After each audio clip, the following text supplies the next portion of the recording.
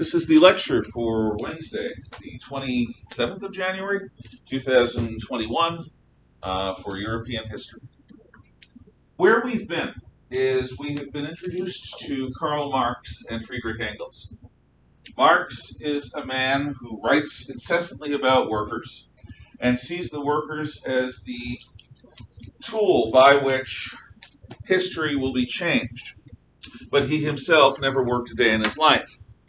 He was supported by his partner, Friedrich Engels, and Engels was a factory owner, just the precise kind of person that Marx criticized as being a parasite and a danger to the world. So, how is it possible that Marx can write authoritatively about something he never has done, bankrolled by the precise sort of fellow that he blamed for all the world's ills? And the answer is, don't expect everyone to have any sense or shred of self-awareness. I have talked to, and you no doubt have too, people who genuinely believe they're tolerant, except for wrong points of view. They genuinely believe in open discourse and diversity, so long as everyone looks differently but thinks precisely the same. People who believe in free speech, but cheer big tech's attempt to censor half of the political dialogue in this country. And without any shred of self-awareness, they say one thing that is the opposite of the other thing, but it makes total sense to them, because from their point of view, it all makes sense. There's right and wrong, there's good and evil. Right is what I believe in, wrong is what you believe in, good is what I believe in, evil is what you believe in. And why on earth should we tolerate evil? That's the point. If you ever doubt that tolerance is difficult, consider it in the starkest possible terms. Tolerance is being willing to abide evil to a certain extent. If you understand that, you'll understand that if the Ku Klux Klan, or the Nation of Islam, or the Communist Party, or any other caustic group that wants to overthrow our society does not have freedom of speech, then no one does. Bounds of freedom of speech are supposed to be, are you committing a crime? A genuine crime, not a thought crime? Not a hate crime, but a real crime? Are you assaulting someone? Are you planning to assault somebody? Are you robbing somebody? Are you planning to rob somebody? You can talk about all sorts of things that you can't do. That's covered under free speech. But if you speak evil, some people think that your views need to be suppressed.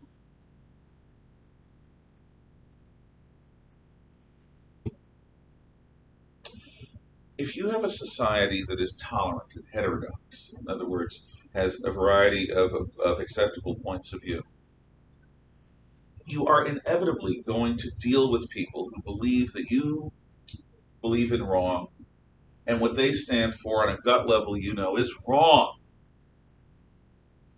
Do you feel the need to push against them?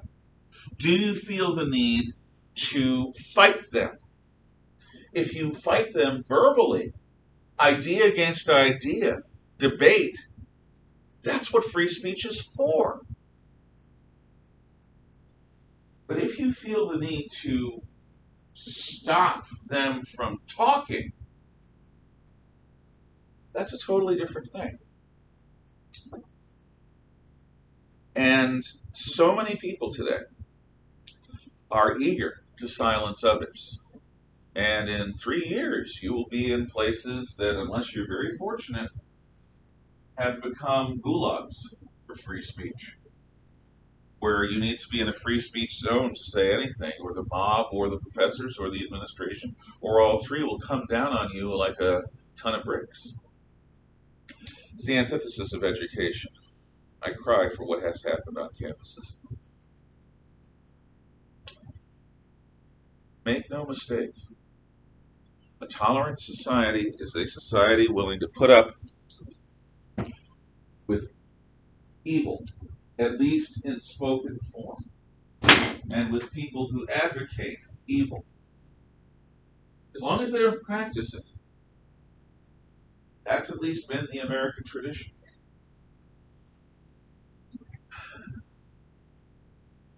So I guess what I'm encouraging you to do is to cultivate in yourself a healthy sense of self-awareness. To occasionally look at yourself as others may look at you, not through a paranoid lens, and not through a lens of self-satisfaction. To cultivate your ability to appreciate objective reality. Objective reality doesn't care whether you like it or dislike it. It is. It exists. It is the material aspect of the universe that Hegel talks so much about. Objective reality exists. And if you can see yourself from objective standpoints, and if you can criticize yourself, and throw yourself into another point of view, and see yourself from the outside as if another person was looking at you, that's a good antidote or inoculant against the kind of self-delusional fanaticism that leads people to say, punch a fascist in the name of tolerance, which in its own way is more nonsensical than jumbo shrimp. So Marx does not have this sense. Marx is very serious about unlocking the secrets of the universe, and he thinks he has done so. He has discerned through economics and history a way of looking at life that is genuinely novel. It's one of those moments where the world is faced with an idea that is so novel it can be called new. Now, is what Marx, and what I'm about to explain to you that Marx advocates, is that genuinely new? Well, the Albigensians, back in the Albigensian Crusade in the Middle Ages, they believed in ultimate communitarianism. Some of the Hussites believed in the same things. The Jacobins advocated a destruction of Western civilization and the creation of a new utopian civilization, from calendar to forms of address to the way people govern themselves on down, a thoroughgoing reform of everything. Even members of the early Christian church under Roman oppression held property in common, and they tried to find a way of life as they waited for the apocalypse and for the second coming of Christ that was so different from the world's norms that it could be called proto-Marxist. But what Marx does is he takes these sort of generic ideas about communitarianism and reform and places them in a precise context of history, economics, technology, and so his ideas, it's much like Columbus discovering America. Obviously, the Native Americans discovered America, and the Vikings discovered America from Europe 100, 500 years before Columbus, but it doesn't matter, because their discoveries did not change the history of Western civilization. It was Columbus's that did. Robespierre had ideas that were similar to Marx's in many ways, and he certainly practiced the violence that Marx advocated. But Robespierre did not change the history of the world, not really. Certainly not the way he wanted. Marx does. Like it or not, the great idea of the industrial era is Marx's take on socialist utopianism. And to this day, Marxian thinking is the basis for all sorts of isms that are going to be encountered by you in college, in the wider world, in this country and in other countries. For better or worse, his ideas change things. So let's look at them. The next title is a bit of a self-indulgence, the various isms of the Bohemian Intelligentsia. And as educated people, you should know what the heck I'm talking about there. These terms are sort of old-fashioned, but they're also useful. First of all, what is an ism? Well, an ism is an ideology. It's a belief system. Socialism, communism, communitarianism, anarcho-syndicalism, ism. The isms are the specific ideologies. Okay, so various isms of. What is a Bohemian? Well, in literal terms, a Bohemian is a Czech who comes from the province of Bohemia near Prague. But that isn't what Bohemianism is in a cultural sense. A Bohemian, in a cultural sense, is an avant-garde, free-thinker, cutting-edge sort of person. Avant-garde meaning cutting edge. So, when I was in college, which was in the early 1980s and mid-1980s, we had outgrown the age of the beatniks. They were the counterculture of the 50s. And we'd outgrown the era of the hippies, which was the counterculture of the late 1960s and early 1970s. We were in the era of the bohos. And the bohos, the bohemians, were such individuals that you could spot them halfway across the campus. Because in the name of their individuality, they all dressed the same. Tie-dye t-shirts, torn patch jeans with interesting patches on them. They tended to smoke clove cigarettes, listen to reggae music, and in general were the archetype of a counterculture child of bankers and lawyers as parents who wanted to ride the rough edges of being counterculture and all that. Many of them went on to be bankers and lawyers themselves. Not that there's anything wrong with that, but it's not exactly counterculture. So the Bohemians are cutting edge. They think thoughts that no one else really thinks. They ask questions that no one else really asks, that no one else is willing to follow up. Just ask them. They'll tell you how cutting edge they are. See how they live. They don't follow the norms of society. They follow a very different set of norms in lockstep. The Bohemians, and the term Bohemian, refers to people who consider themselves to be cutting edge, avant-garde thinkers and leaders about where society is going. Intelligentsia is another old-fashioned term. It actually comes out of the study of Central and Eastern Europe. The intelligentsia are not aristocrats who rule. They're not soldiers who fight. They're not workers who work. The intelligentsia are a product of the bourgeoisie, which you will learn is basically the middle class. The intelligentsia can have aristocratic origins. They can even come from the family of soldiers. But they are people with money enough so that they don't have to produce or earn in their lives. All they have to do is think. Maybe they get paid for thinking, as philosophers who publish or as teachers or professors. The intelligentsia are people who make their way in the world through their intelligence, through their mind, through their capacity to think. And remember, Hegel once said that the capacity to think is the primary key to modern human life. It's more important than strength. It's more important than anything. Our capacity to think allows us to figure out this topsy-turvy, complicated world. So the intelligentsia are the chattering classes. They are the thinkers. They are the people who sit up all night arguing about the nature of property and then go out to a coffee shop in the morning and continue the discussion.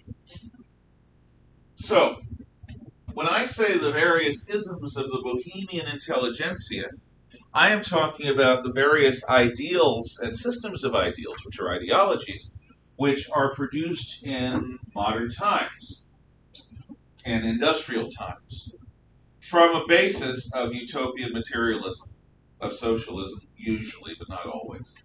Ayn Rand, oddly enough, and her objectivism, which is materialistic and atheistic, but not at all communitarianism, she is loosely qualified as certainly the Intelligentsia, a member of.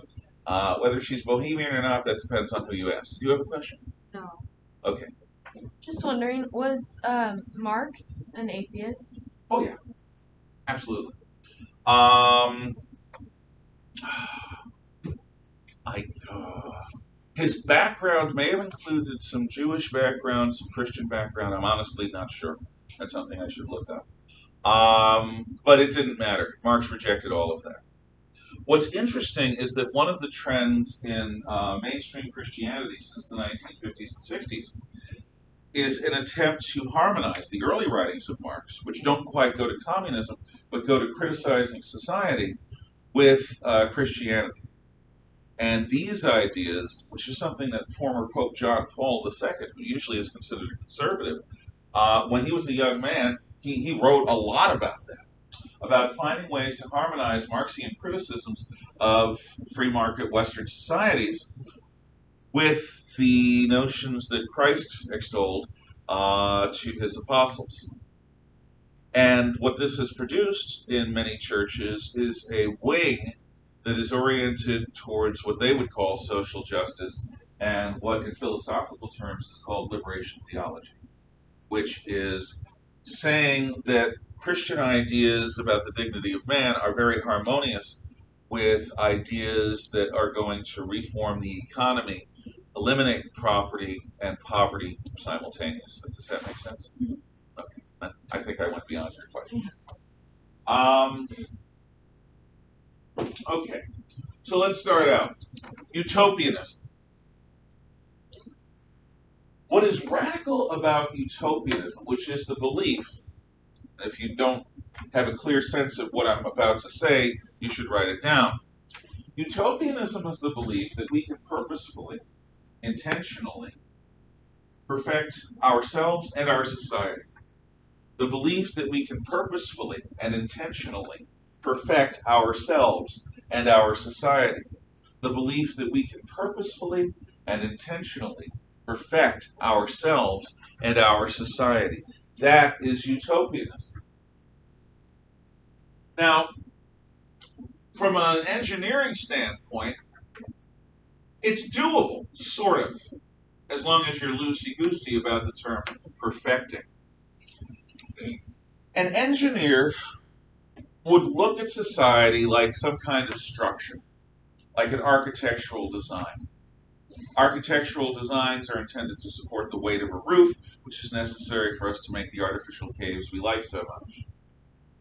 And once you understand the purpose of a building, you can analyze the strengths and weaknesses of every plan designed to build that building. For example, why the heck, in areas like this, which has genuine snowfall, or in areas like Maine, that has many more times the amount of snow that we get around here, why on earth does anyone still build flat roofs? That makes no sense. Now, I heard somebody argue that my old high school, which was built in 1967, it had a flat roof because oil prices were so cheap that the heating that you would do to heat the classrooms would leach through the thin insulation on the roof and keep the snow liquefied, melted, and you wouldn't have snow buildup. So it was built in 67 at a time when the heat of the building was an integral part of keeping the structure safe because snow would not build up because it would all melt. Then in the mid-1970s, because of the oil crisis, the school district decided to insulate the roof level so that heat didn't escape. Now that made sense in terms of saving fuel. You didn't have to keep the oil furnace on all the time. You could heat the room, and then the insulation above and around the sides would keep everything nice and toasty warm. But no one really thought through the effect on the roof. Consequently, one Sunday morning about 10 years ago now, there were some local people playing on the basketball court, some teachers, some community members, some students, because the courts were open to the community. And all of a sudden they heard a conk, and it was a big sound. It permeated everything. It was cronk. And they look up, and there's a crack in the roof, and it's spreading. They can see it visibly spreading. So they run, which is the right thing to do, and our gym roof almost collapsed in. Had there been gym classes there, you'd be looking at what? 80, 90, 100 kids and teachers crushed because they didn't put two and two together. Flat roof, depending upon radiating heat, increased insulation cuts the radiant heat. Ice builds up, ice builds up. And what they had said is, oh, we'll just send the janitors onto the roof and scrape the roof. Why build a flat top roof? It makes no sense to me. It still makes no sense to me. I do not get it. So if you look at society like an architect or an engineer would look at a building, you can analyze the purpose of various factors in society, and you can try to tweak those to eliminate problems and maximize benefits. Utopianism makes sense from that point of view in that you can improve towards perfection human nature and human society, if only you can analyze it like a math problem or like a scientific hypothesis. Except this flies in the face of all pre-industrial thought. Why do we sin? The doctrine of original sin says that when Eve was tempted by the serpent to eat from the tree of knowledge of good and evil, and to tempt Adam, who also stupidly, yes honey, ate from the tree of the knowledge of good and evil, that created something new in the world. Human beings that were created sinless suddenly had sin. And because the first man and the first woman both sinned against God by rebelling against him with that choice, we all carry the stain of that original sin. And our nature is flawed. Now, that is a theological reason why we do wrong.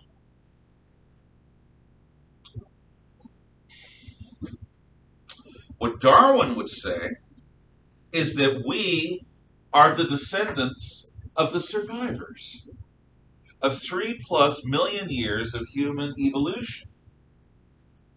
That people who were soft were weeded out by evolution. That people who were too merciful or too selfless simply died off, generation after generation after generation. As a result, each of us has inside of us a beast within, capable of murder, capable of doing anything that could lead to the increase in chances of us surviving, or of our progeny surviving. You do not want to push human beings to the wall, because even the nicest human being has the capacity to kill you if you're not careful. Why are we like this? If you doubt that we're like this, look at children at play. Remember when you were a child at play. Human beings are not intrinsically good. Far from it. You don't have little children arguing about how they're going to share with each other more. They're arguing about what is mine. Children understand property very well. These misguided parents in the 90s and early 2000s that had kids play games where nobody kept score. Baloney. The kids always keep score. Absolutely, always keep score. You don't find kids acting like little angels. Kids have to learn good. They have to learn to behave. It doesn't come naturally. Now, you can have a nice nature or you can have a nasty nature. There are people who have both. But the truth is, nobody that I've ever met is a perfectly nice person or a perfectly nasty person. We're amalgams of both. Our nature, whether you go from a Judeo-Christian theological standpoint or a Darwinian evolutionary standpoint or any of the countless other standpoints, our nature is suspect, and we have to overcome it. In Buddhism, you have to overcome it to such an extent that you seek the annihilation of self.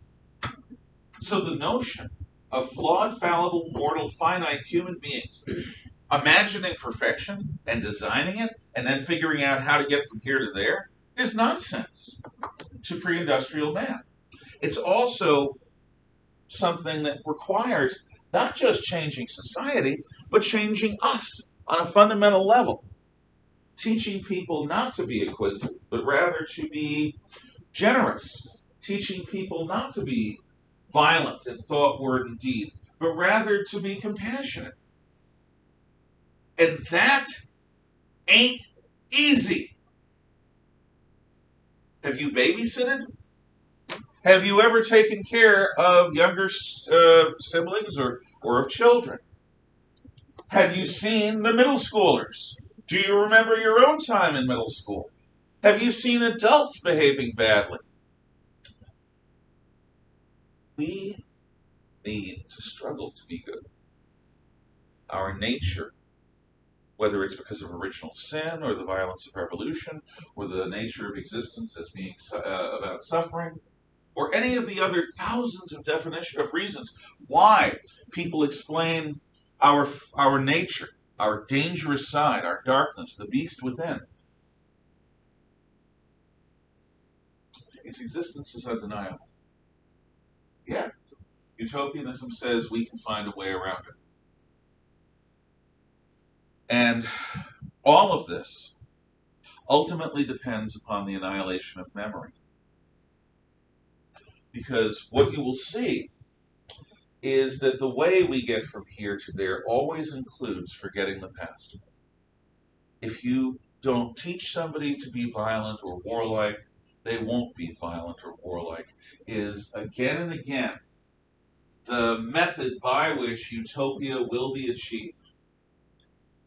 So all we have to do is not teach somebody the words kill or hit. All we have to do is prevent them from learning how to pick up a club and smash. All we have to do is teach them goodness and light and not teach them nastiness and dark. And they won't know anything but light, and it'll all be better. That is a remarkably optimistic view of the ability of educators and parents to change the nature of their children. I think the idea is less like preventing them from learning it as preventing them from doing it first. Why? Because they deem it as sinful and something to be purged. Mm-hmm. So the easiest way to purge it is to get rid of the ability to do it. Yes. And the best way to get rid of the ability to do it is to not teach the concept, not teach the word of the concept, not teach examples of the concept. If you want to understand one of the underlying purposes of 1984, George Orwell's book about this stuff, the whole point of the Newspeak Dictionary is that every year the number of words shrank. Because INGSOC, the English Socialist Party, decided that if you don't have a word for something, you are inchoate. You are incapable of figuring out what that means. You've got something inside, but you can't express it. You can't crystallize it. You can't focus on it. It's just...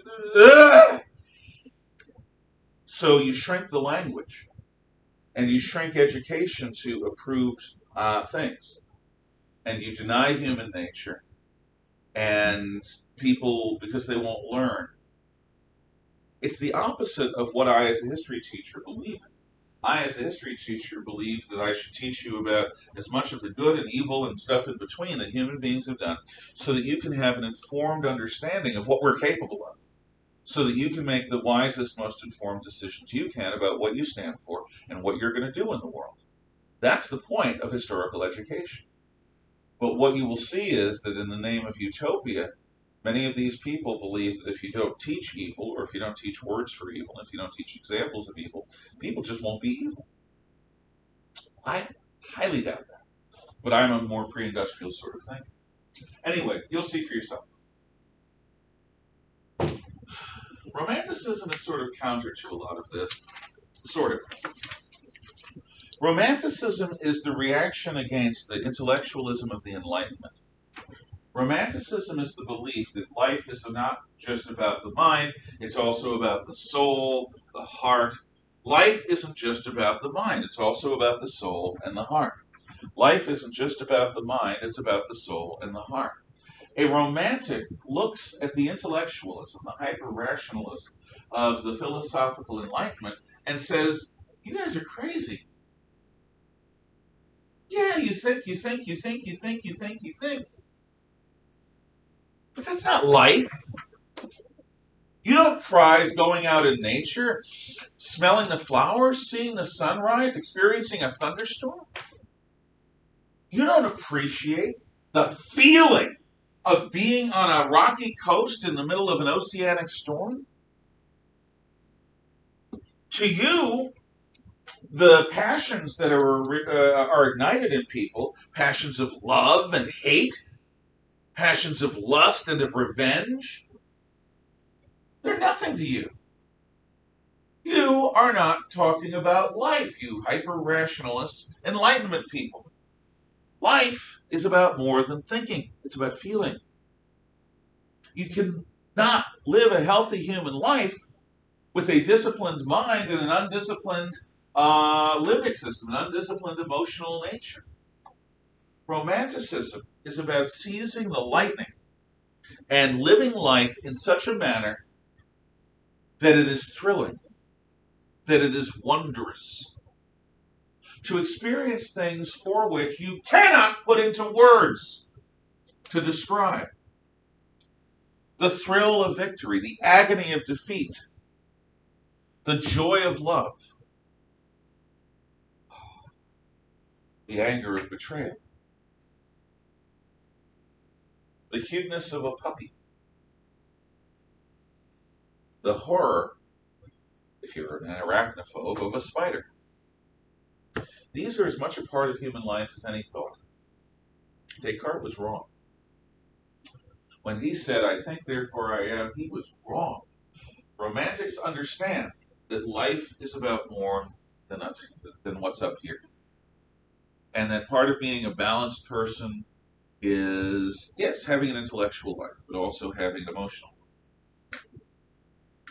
I think the purpose of that, I think, therefore I am, isn't necessarily saying that all humans are like completely logical human beings. I think it's more trying to explain and trying to find comfort in the fact that it's kind of like the how do we know that this isn't a simulation, or how do we know? Well, that's exactly what it is. It is Descartes paring down what he can prove. And I've gone through this with you. I've told you about the thought experiment, which leads him through the various things. Am I in a jar, brain in a jar, commanded by an evil genius through mechanical means to imagine a reality that doesn't exist?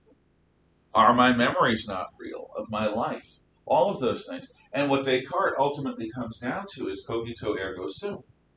But there are implications to ideas.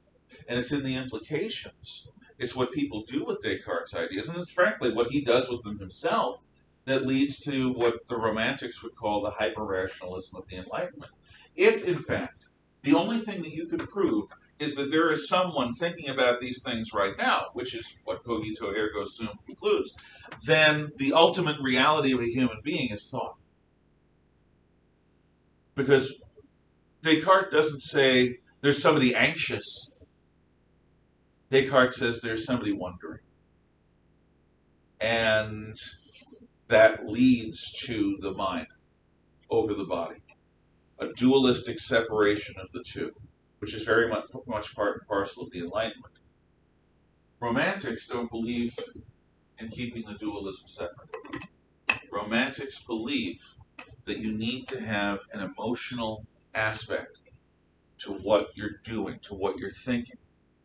And I can tell you as a teacher, and as just a person who's lived a while, if I explain to you an idea that's theoretically elegant, it may make an impression upon you and you may remember it. You may even think it's worthwhile, or not.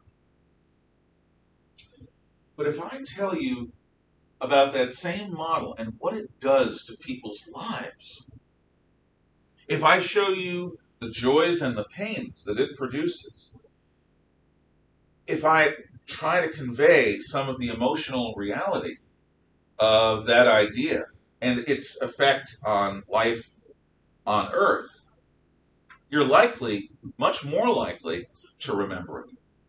You're also much more likely to take sides for it or against it. Ideas are not divorced, a romantic would argue, from our humanity. They are a part of it. And to play an intellectual game whereby you live like Mr. Spock, the Vulcan, Star Trek, a person who aspires to absolute logic and emotionlessness, or the suppression of all emotions, which is what it really is, then you are willfully leading an unbalanced life. And your perceptions will not be realistic. Your proportions will be off. Your sense of proportions, because you are not engaged in a full understanding of human life. Imagine somebody who's colorblind painting, as opposed to somebody who has a full spectrum of color that they can see with their eyes. It's the same sort of thing.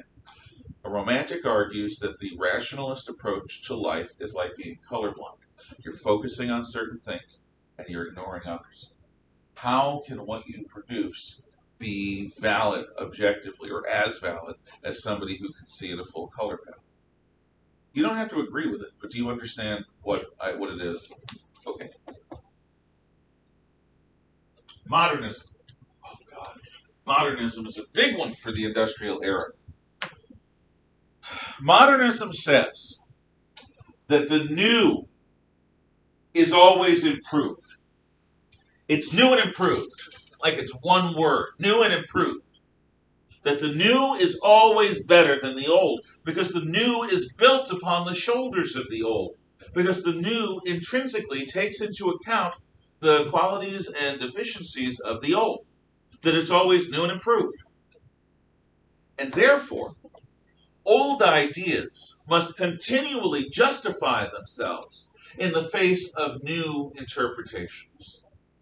So suddenly somebody comes along with a new understanding or a new interpretation or a new idea about property or a new idea about teaching styles or a new, we'll do teaching styles. So what I do is very old-fashioned. I lecture. Hopefully we have some discussions, ask some questions. That makes the lecture better as far as I'm concerned. So thank you for that. But what most modern teachers who are with it do is they'll do a little lecture. They'll also do a lot of group projects because they want you to socialize with the knowledge and they want you to play with it like playing with Play-Doh.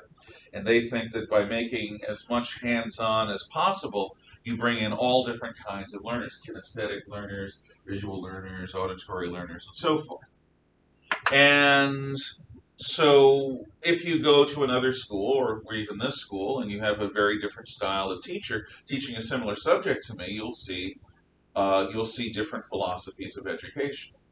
Well, the way teachers are as a class is that we like new ideas. Most teachers are progressives. Politically, most teachers are modernists. They believe that new ideas are intrinsically more valuable than old ones because they're built on the old ideas. It's like higher technology. Why on earth would you build a house that has a cold water tap and a hot water tap when you could build a house that has a combined tap where you could adjust the temperature of the water as it comes out of the faucet rather than in the sink? Why use low tech when you can use high tech? So before I came here, which thank God is not too prone to this sort of thing, every new teaching philosophy that came along was the new big thing. And the entire school was, and school district, was encouraged to experiment with it. Ooh, let's try this. Ooh, let's try that. And what it produced, in my opinion, was a rootless, baseless, anchorless set of experiences that don't, in the long run, have any validity. Because instead of sticking with something that you're good at and trying to perfect it to the extent you can, you're always trying something new.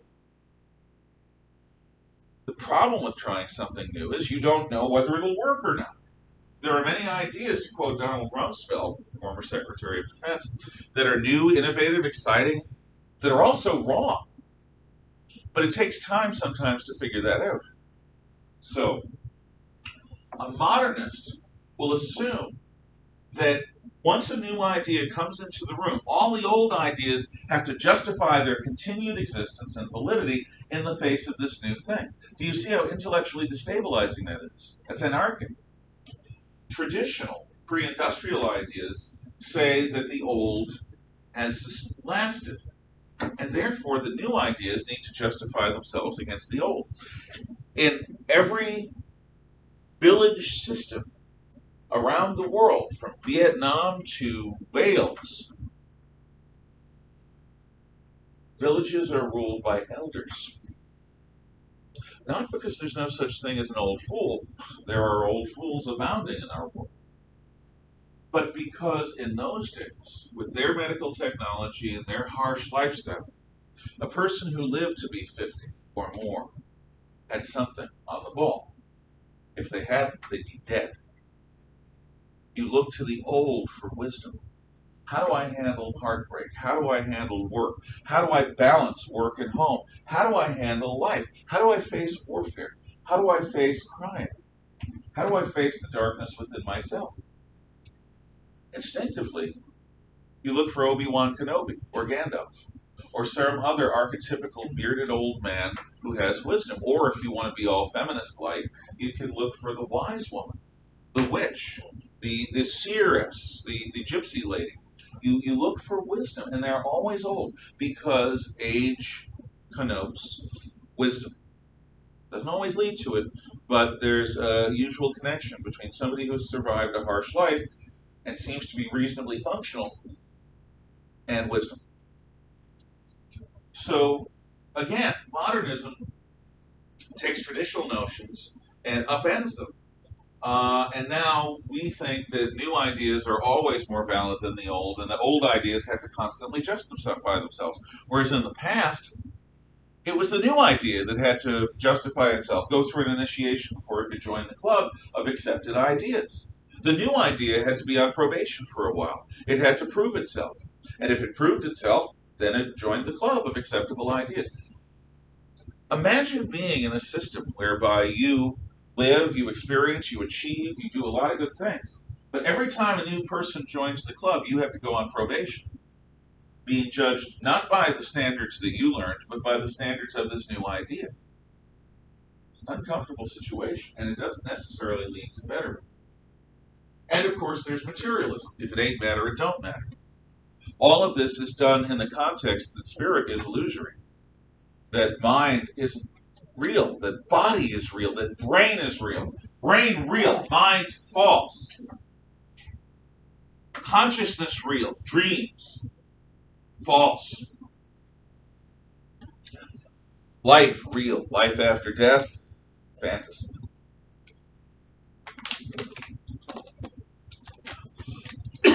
Matter real, God delusion. These are the implications. So we are dealing with utopianistic, sometimes romantic, modernistic, and materialistic notions. Something in my throat.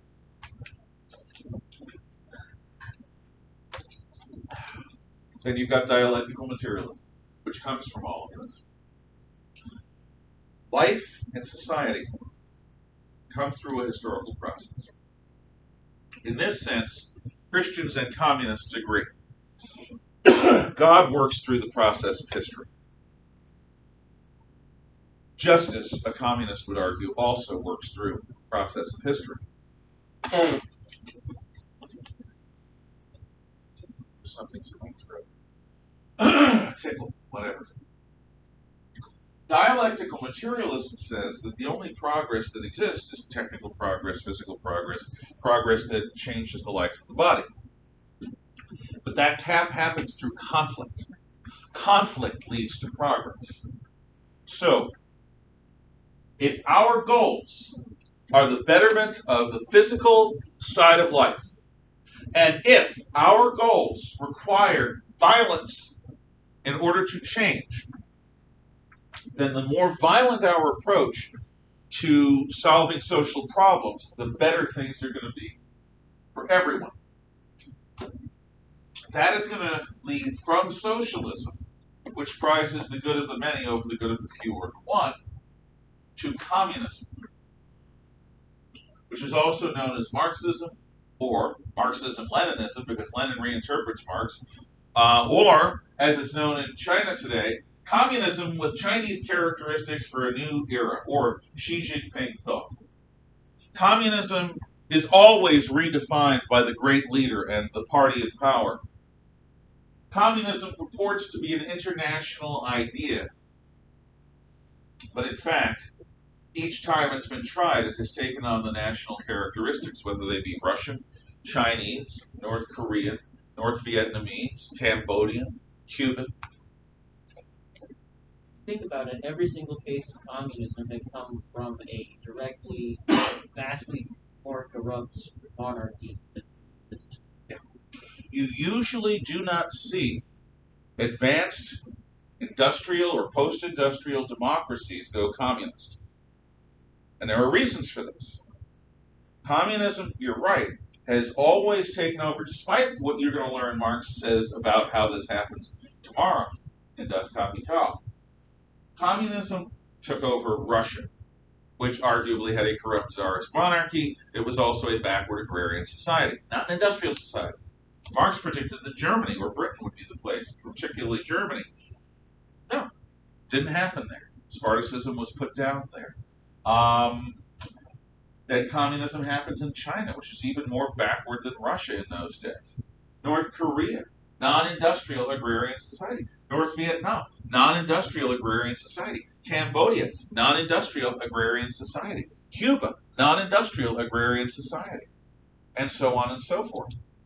In terms of genuine local revolutions, it never has happened in an advanced country. Now, there are places like Poland and Czechoslovakia and Hungary that were taken over by communism, but that was because of the Red Army after World War II. Or South Vietnam and other places, but that's a result of military takeover. The kind of organic revolution that Marx predicts never happens where he thinks it will. At least it hasn't happened yet. Any thoughts, questions, comments, anything like that? Yes? The Russian monarchy was pretty bad. It was, but it's not so simple. The Russian people were pretty bad. And without the stresses of World War I,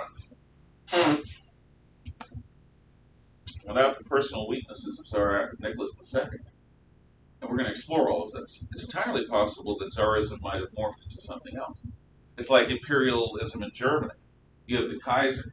Had the Kaiser been a different sort of fellow, World War I might have been avoided. Had World War I been avoided, Germany might have morphed into a constitutional monarchy like Britain. You might still have a Hohenzollern as some sort of symbolic overlord of Germany today. You never know. But yes, there were lots of corrupt officials in Tsarist Russia. Lots of them. And we'll talk about that too. And corruption usually is one of the things that bites. Any other questions, comments, or thoughts? Thank you for them, and you may talk quietly among yourselves. Remember, there is an AP lunch meeting today.